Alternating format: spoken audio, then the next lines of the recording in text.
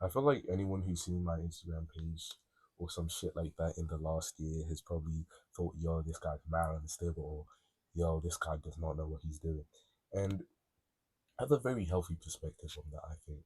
I feel like a lot of people in, their early 20s are put in this position where they have to kind of determine where their self worth comes from without much guidance. It's not something that's really taught.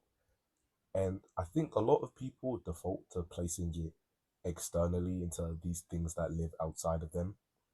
And it's very common for people to, put it into like, girls or like the gym or fashion. And those were all three things that happened to me at a point in time. But, after a while for each one of them, you just kind of exhausted or get tired of depending on something that exists outside of you to feel good. Like with girls, if she's like leaving you on the livid or some shit, you gonna get mad. If with the gym, me, what happened is I broke my arm, so it's like shit. For 5 months, I couldn't go gym, and I had to like pretty much figure out something else in the 5 months I couldn't go.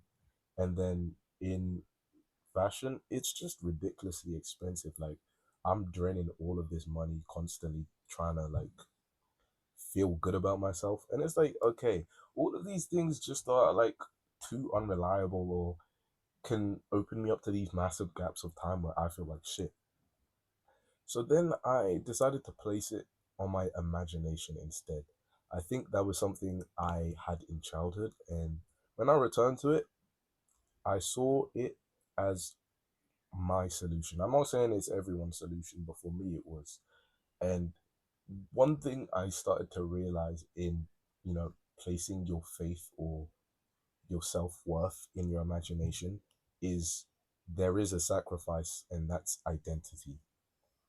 I think when you want to have a strong imagination, you cannot pick an identity. And that's why I'm always changing what I'm doing or always trying new things or always experimenting with the way I exist in the world because your imagination is tied to perspective. You need to have the widest perspective possible in order to have a strong imagination. And what identity does, or locking yourself down to one concept or one kind of main identity, is it puts you in this position where you trap your perspective or you trap your ability to see things from a different angle. If you say, yeah, I'm an artist and an artist only, then you can only interact or see things in the world like an artist. If you say, oh, I'm a musician and a musician only, you trap yourself in only being able to see the world and musicians the way a musician sees the world. You know what I mean? So for me, it's like, okay, let me just go through all of these things, not because like I'm unstable and I don't know what I'm doing, but my goal isn't trying to like create content or like try get famous off of this one goal or habit or whatever. It's about being able to embody a different perspective and see life from different angles to kind of train and strengthen my imagination.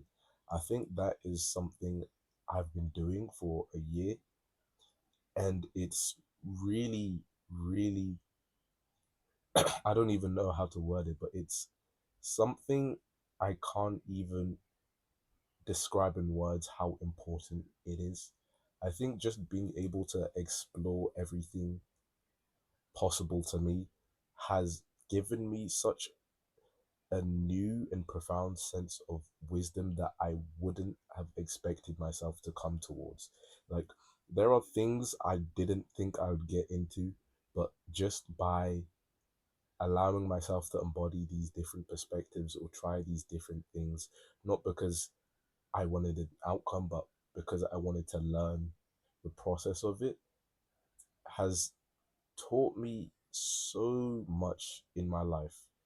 Like, for instance, for some reason now I know so much neuroscience and like cognitive science on imagination, and it's crazy because if you asked me a year ago, I would say, "What the fuck is that?"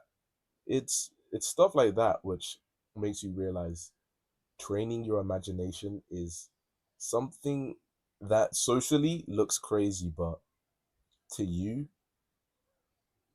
it just gives you this passion for life.